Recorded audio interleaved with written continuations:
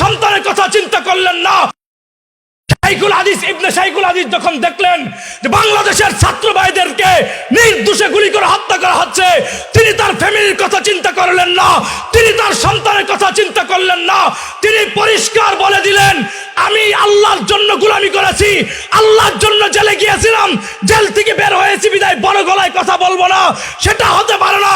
শাইখুল হাদিস জেল থেকে বের হওয়ার পর পরিষ্কার ঘোষণা করলো, আমার আরেকটা ছাত্র ভাইয়ের লাশ যদি রাস্তার মধ্যে পড়ে, আমরা ইমানদার সেই লাশ আর কবরস্থানে দিব না, সেই লাশ আমরা কাদের মধ্যে নিয়ে রুট মাস করে জালেমের পতন ঘটিয়ে ছাড়বো।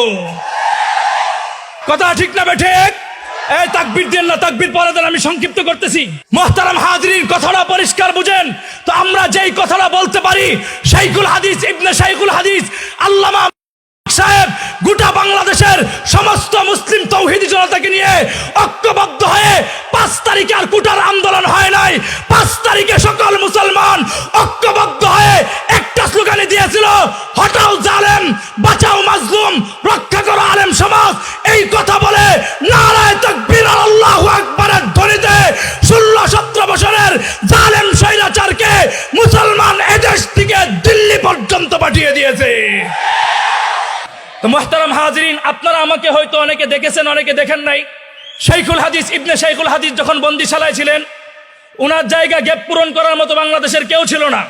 শুধুমাত্র কণ্ঠের দাসটা ধরে রাখবার জন্য আল্লাহ পাক রব্বুল আলামিন আমাকে দিয়ে খেদমত করিয়েছেন, যে কারণে আল্লাহ পাক রব্বুল আলামিন বাংলাদেশের বিভিন্ন বড় বড় মঞ্চগুলোতে আমাকে কথা বলবার সুযোগ দিয়েছেন। লাকাল হামদু ওয়া লাকাশ শুকর। কিন্তু আপনাদের সামনে আমি এখন যেই বিষয়টা নিয়ে আলোচনা করতে চাই, আল্লাহ পাক রব্বুল আলামিন আজকে আপনারা যেই মানুষগুলোকে দাওয়াত দিয়েছেন, গত বছরের পরিস্থিতিও আমরা দেখেছি।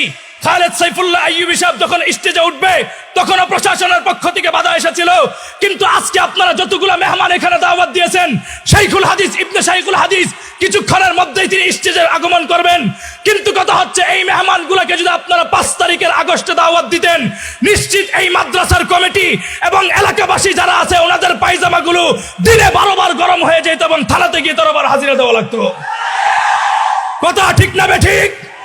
কিন্তু আল্লাহ পাক রব্বুল আলামিন গোটা এই বাংলাদেশটাকে শহীদ আবু সাঈদ আর মুগ্ধের রক্তের বিনিময়ে স্বাধীন করে বাংলাদেশের মধ্যে উন্মুক্ত ভাষায় কোরআন এবং হাদিসের কথা বলবার মতো সুযোগ দান করেছেন। এজন্য আমরা আল্লাহর কাছে শুকরিয়া আদায় করি। আল্লাহ পাক রব্বুল আলামিন যেন আমাদের ওই শহীদদের, যারা রক্ত দিয়ে আমাদেরকে স্বাধীন, আল্লাহ পাক রব্বুল আলামিন আমাদেরকে স্বাধীনতা দিয়েছে, এই স্বাধীনতাটা আমরা পেয়েছি, এখন উন্মুক্ত ভাষায় কথা বলতে পারতেছি। কিন্তু মুহতারাম হাজিরিন, আমাদেরকে বুঝতে হবে আমরা এই স্বাধীনতা কেন পেয়েছিলাম। 1 নম্বর পয়েন্ট বুঝেন, ছাত্র ভাইয়েরা যখন তারা দাবি নিয়ে আন্দোলন করতেছিল, ওরা কিন্তু আমাদের নবীজির খতমে নবুয়ত সংরক্ষণ করবার কোনো দাবি তারা মাঠের মধ্যে উঠায় নাই। ছাত্র ভাইয়েরা যখন ঢাকা শহরে আন্দোলন করতেছিল, ওরা আমার নবীর ইজ্জত রক্ষা করবার কোনো দাবি তারা আন্দোলনের মধ্যে করে নাই।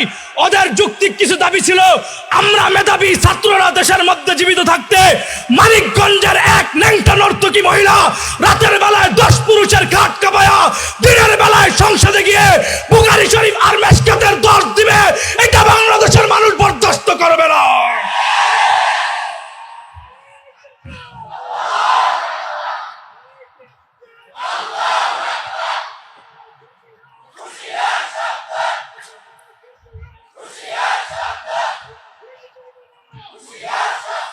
মুহতারাম হাজিরিন, কথাটা পরিষ্কার বুঝেন।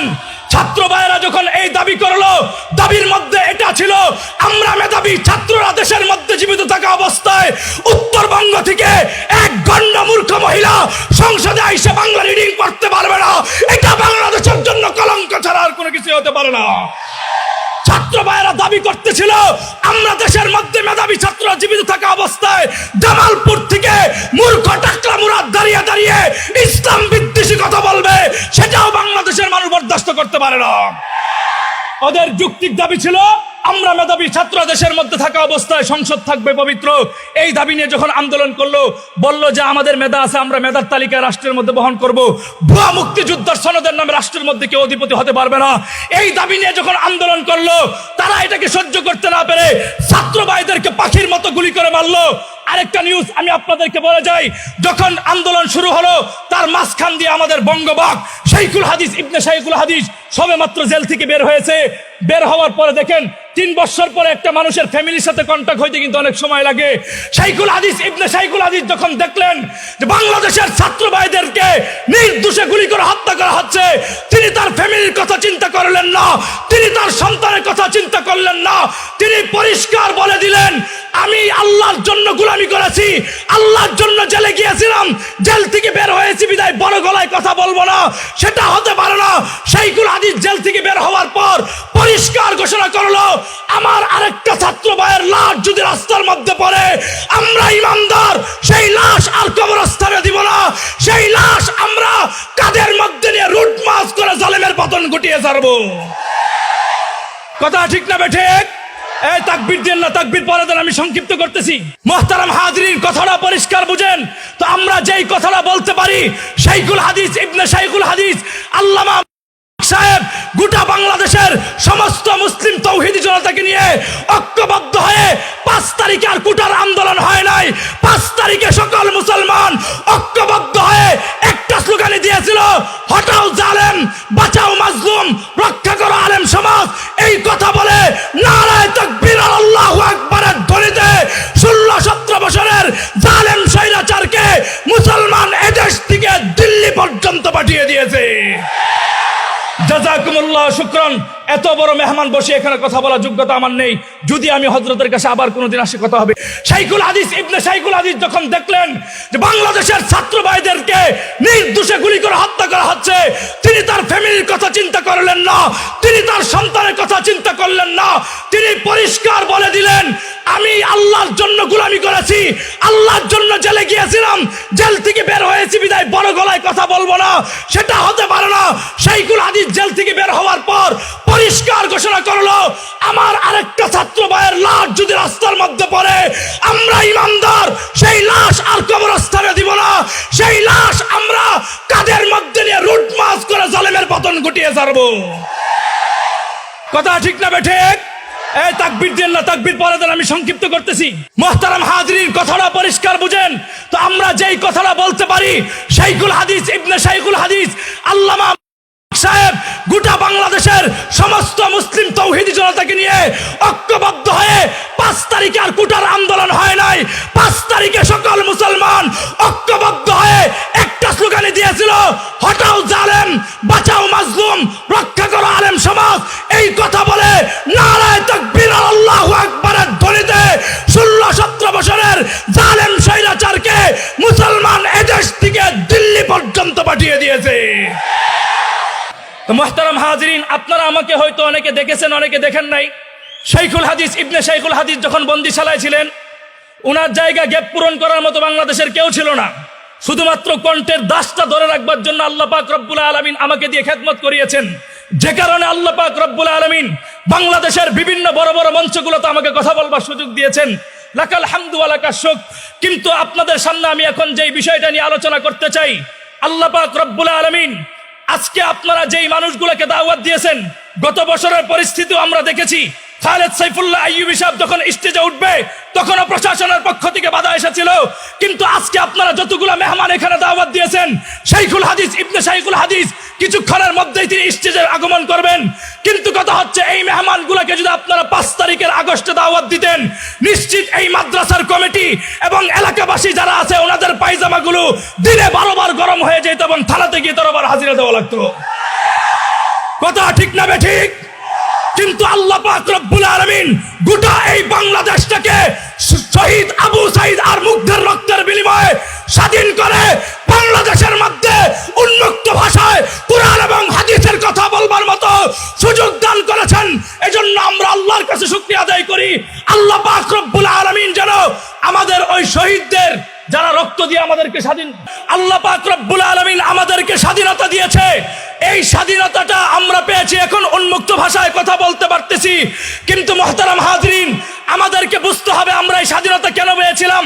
1 নম্বর পয়েন্ট বুঝেন, ছাত্র ভাইয়েরা যখন তারা দাবি নিয়ে আন্দোলন করতেছিল, ওরা কিন্তু আমাদের নবীজির খতমে নবুয়ত সংরক্ষণ করবার কোনো দাবি তারা মাঠের মধ্যে উঠায় নাই। ছাত্র ভাইয়েরা যখন ঢাকা শহরে আন্দোলন করতেছিল, ওরা আমার নবীর ইজ্জত রক্ষা করবার কোনো দাবি তারা আন্দোলনের মধ্যে করে নাই। ওদের যৌক্তিক কিছু দাবি ছিল, আমরা মেধাবী ছাত্ররা দেশের মধ্যে জীবিত থাকতে মানিকগঞ্জের এক ন্যাংটা নর্তকী মহিলা রাতের বেলায় 10 পুরুষের খাট কাঁপায়া দিনের বেলায় সংসদে গিয়ে বুখারী শরীফ আর মেশকাতের 10 দিবে, এটা বাংলাদেশের মানুষ বরদাস্ত করবে না।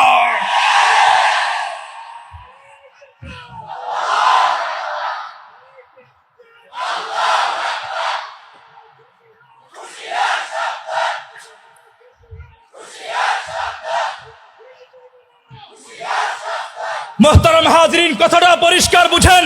ছাত্র ভাইয়েরা যখন এই দাবি করলো, দাবির মধ্যে এটা ছিল, আমরা মেধাবী ছাত্ররা দেশের মধ্যে জীবিত থাকা অবস্থায় উত্তরবঙ্গ থেকে এক গণ্ড মূর্খ মহিলা সংসদে এসে বাংলা রিডিং করতে পারবে না, এটা বাংলাদেশের জন্য কলঙ্ক ছাড়া আর কোনো কিছু হতে পারে না। ছাত্র ভাইয়েরা দাবি করতেছিল, আমরা দেশের মধ্যে মেধাবী ছাত্ররা জীবিত থাকা অবস্থায় জামালপুর থেকে মূর্খ টাকলা মুরাদ দাঁড়িয়ে দাঁড়িয়ে ইসলাম বিদ্বেষী কথা বলবে, সেটাও বাংলাদেশের মানুষ বরদাস্ত করতে পারে না। ওদের যৌক্তিক দাবি ছিল, আমরা মেধাবী ছাত্র দেশের মধ্যে থাকা অবস্থায় সংসদ থাকবে পবিত্র। এই দাবি নিয়ে যখন আন্দোলন করলো, বলল যে আমাদের মেধা আছে, আমরা মেধার তালিকায় রাষ্ট্রের মধ্যে বহন করব, ভুয়া মুক্তিযুদ্ধের সনদের নামে রাষ্ট্রের মধ্যে কেউ অধিপতি হতে পারবে না। এই দাবি নিয়ে যখন আন্দোলন করলো, তারা এটাকে সহ্য করতে না পেরে ছাত্র ভাইদেরকে পাখির মতো গুলি করে মারলো। আরেকটা নিউজ আমি আপনাদেরকে বলে যাই, যখন আন্দোলন শুরু হলো, তার মাঝখান দিয়ে আমাদের বঙ্গবাগ শাইখুল হাদিস ইবনে শাইখুল হাদিস সবে মাত্র জেল থেকে বের হয়েছে। বের হওয়ার পরে দেখেন 3 বছর পরে একটা মানুষের ফ্যামিলির সাথে কন্টাক্ট হইতে কিন্তু অনেক সময় লাগে। শাইখুল হাদিস ইবনে শাইখুল হাদিস যখন দেখলেন যে বাংলাদেশের ছাত্র ভাইদেরকে নির্দোষে গুলি করে হত্যা করা হচ্ছে, তিনি তার ফ্যামিলির কথা চিন্তা করলেন না, তিনি তার সন্তানের কথা চিন্তা করলেন না। তিনি পরিষ্কার বলে দিলেন, আমি আল্লাহর জন্য গোলামি করেছি, আল্লাহর জন্য জেলে গিয়েছিলাম, জেল থেকে বের হয়েছি বিদায় বড় গলায় কথা বলবো না, সেটা হতে পারে না। শাইখুল হাদিস জেল থেকে বের হওয়ার পর পরিষ্কার ঘোষণা করলো, আমার আরেকটা ছাত্র ভাইয়ের লাশ যদি রাস্তার মধ্যে পড়ে, আমরা ইমানদার সেই লাশ আর কবরস্থানে দিব না, সেই লাশ আমরা কাদের মধ্যে নিয়ে রুট মাস করে জালেমের পতন ঘটিয়ে ছাড়বো। কথা ঠিক না বেঠে? এই তাকবীর দেন না, তাকবীর পরে দেন, আমি সংক্ষিপ্ত করতেছি। মুহতারাম হাজরিন, কথাটা পরিষ্কার বুঝেন। তো আমরা যেই কথাটা বলতে পারি, শাইখুল হাদিস ইবনে শাইখুল হাদিস আল্লামা সাহেব গোটা বাংলাদেশের সমস্ত মুসলিম তৌহিদি জনতাকে নিয়ে ঐক্যবদ্ধ হয়ে 5 তারিখে আর কুটার আন্দোলন হয় নাই, 5 তারিখে সকল মুসলমান ঐক্যবদ্ধ হয়ে একটা স্লোগানে দিয়েছিল, হটাও জালেম, বাঁচাও মাজলুম, রক্ষা করো আলেম সমাজ। এই কথা বলে নারায়ে তাকবীর আল্লাহু আকবারের ধ্বনিতে 16-17 বছরের জালেম স্বৈরাচারকে মুসলমান এদেশ থেকে দিল্লি পর্যন্ত পাঠিয়ে দিয়েছে। জাযাকুমুল্লাহ শুকরান। এত বড় মেহমান বসে এখানে কথা বলার যোগ্যতা আমার নেই, যদি আমি হযরতের কাছে আবার কোনোদিন আসে কথা হবে।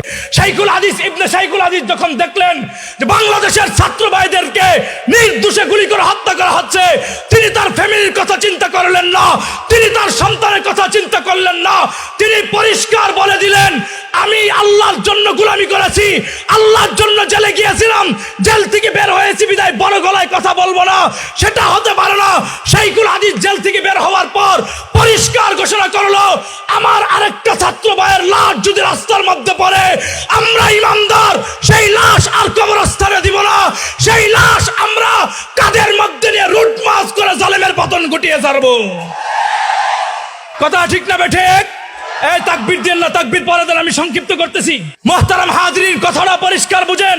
তো আমরা যেই কথাটা বলতে পারি, শাইখুল হাদিস ইবনে শাইখুল হাদিস আল্লামা সাহেব গোটা বাংলাদেশের সমস্ত মুসলিম তৌহিদি জনতাকে নিয়ে ঐক্যবদ্ধ হয়ে 5 তারিখে আর কুটার আন্দোলন হয় নাই, 5 তারিখে সকল মুসলমান ঐক্যবদ্ধ হয়ে একটা স্লোগানে দিয়েছিল, হটাও জালেম, বাঁচাও মাজলুম, রক্ষা করো আলেম সমাজ। এই কথা বলে নারায়ে তাকবীর আল্লাহু আকবারের ধ্বনিতে 16-17 বছরের জালেম স্বৈরাচারকে মুসলমান এদেশ থেকে দিল্লি পর্যন্ত পাঠিয়ে দিয়েছে। তো মুহতারাম হাজরিন, আপনারা আমাকে হয়তো অনেকে দেখেছেন, অনেকে দেখেন নাই। শাইখুল হাদিস ইবনে শাইখুল হাদিস যখন বন্দিশালায় ছিলেন, ওনার জায়গা গ্যাপ পূরণ করার মতো বাংলাদেশের কেউ ছিল না। শুধুমাত্র কণ্ঠের দাসটা ধরে রাখবার জন্য আল্লাহ পাক রব্বুল আলামিন আমাকে দিয়ে খেদমত করিয়েছেন, যে কারণে আল্লাহ পাক রব্বুল আলামিন বাংলাদেশের বিভিন্ন বড় বড় মঞ্চগুলোতে আমাকে কথা বলবার সুযোগ দিয়েছেন। লাকাল হামদু ওয়া লাকাশ শুকর। কিন্তু আপনাদের সামনে আমি এখন যেই বিষয়টা নিয়ে আলোচনা করতে চাই, আল্লাহ পাক রব্বুল আলামিন আজকে আপনারা যেই মানুষগুলোকে দাওয়াত দিয়েছেন, গত বছরের পরিস্থিতিও আমরা দেখেছি। খালেদ সাইফুল্লাহ আইয়ুবী সাহেব যখন স্টেজে উঠবে তখনও প্রশাসনের পক্ষ থেকে বাধা এসেছিল। কিন্তু আজকে আপনারা যতগুলো মেহমান এখানে দাওয়াত দিয়েছেন, শাইখুল হাদিস ইবনে শাইখুল হাদিস কিছুক্ষণের মধ্যেই তিনি স্টেজে আগমন করবেন। কিন্তু কথা হচ্ছে, এই মেহমানগুলোকে যদি আপনারা 5 তারিখের আগস্টে দাওয়াত দিতেন, নিশ্চিত এই মাদ্রাসার কমিটি এবং এলাকাবাসী যারা আছে ওনাদের পায়জামাগুলো দিনে 12 বার গরম হয়ে যেত এবং থানাতে গিয়ে 13 বার হাজিরা দেওয়া লাগতো। কথা ঠিক না বেঠিক? কিন্তু আল্লাহ পাক রব্বুল আলামিন গোটা এই বাংলাদেশটাকে শহীদ আবু সাঈদ আর মুগ্ধের রক্তের বিনিময়ে স্বাধীন করে বাংলাদেশের মধ্যে উন্মুক্ত ভাষায় কোরআন এবং হাদিসের কথা বলবার মতো সুযোগ দান করেছেন। এজন্য আমরা আল্লাহর কাছে শুকরিয়া আদায় করি। আল্লাহ পাক রব্বুল আলামিন যেন আমাদের ওই শহীদদের যারা রক্ত দিয়ে আমাদেরকে স্বাধীন, আল্লাহ পাক রব্বুল আলামিন আমাদেরকে স্বাধীনতা দিয়েছে, এই স্বাধীনতাটা আমরা পেয়েছি, এখন উন্মুক্ত ভাষায় কথা বলতে পারতেছি। কিন্তু মুহতারাম হাজরিন, আমাদেরকে বুঝতে হবে আমরা এই স্বাধীনতা কেন পেয়েছিলাম। 1 নম্বর পয়েন্ট বুঝেন, ছাত্র ভাইয়েরা যখন তারা দাবি নিয়ে আন্দোলন করতেছিল, ওরা কিন্তু আমাদের নবীজির খতমে নবুয়ত সংরক্ষণ করবার কোনো দাবি তারা মাঠের মধ্যে উঠায় নাই। ছাত্র ভাইয়েরা যখন ঢাকা শহরে আন্দোলন করতেছিল, ওরা আমার নবীর ইজ্জত রক্ষা করবার কোনো দাবি তারা আন্দোলনের মধ্যে করে নাই। ওদের যৌক্তিক কিছু দাবি ছিল, আমরা মেধাবী ছাত্ররা দেশের মধ্যে জীবিত থাকতে মানিকগঞ্জের এক ন্যাংটা নর্তকী মহিলা রাতের বেলায় 10 পুরুষের খাট কাঁপায়া দিনের বেলায় সংসদে গিয়ে বুখারী শরীফ আর মেশকাতের 10 দিবে, এটা বাংলাদেশের মানুষ বরদাস্ত করবে না।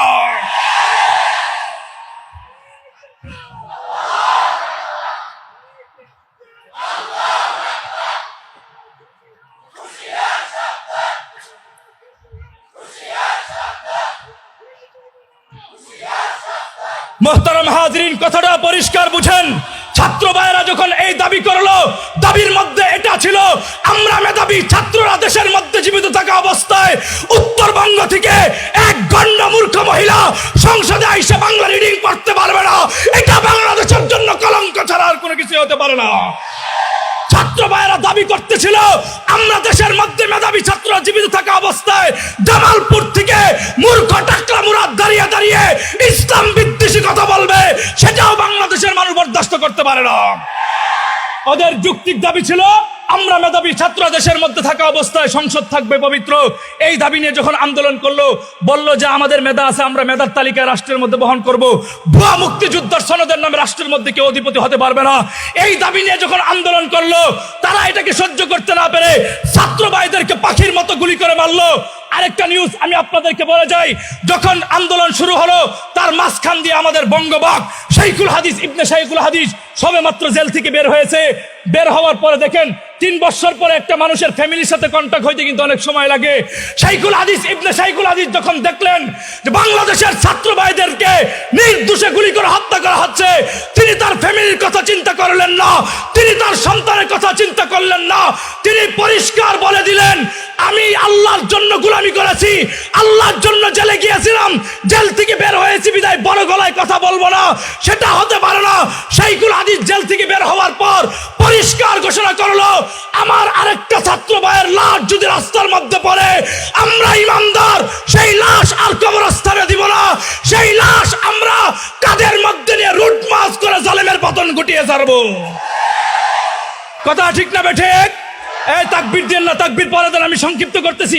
মুহতারাম হাজরিন, কথাটা পরিষ্কার বুঝেন তো। আমরা যেই কথাটা বলতে পারি, শাইখুল হাদিস ইবনে শাইখুল হাদিস আল্লামা সাহেব গোটা বাংলাদেশের সমস্ত মুসলিম তৌহিদি জনতাকে নিয়ে ঐক্যবদ্ধ হয়ে 5 তারিখে আর কোটার আন্দোলন হয় নাই, 5 তারিখে সকল মুসলমান ঐক্যবদ্ধ হয়ে একটা স্লোগানই দিয়েছিল, হটাও জালেম, বাঁচাও মাজলুম, রক্ষা করো আলেম সমাজ।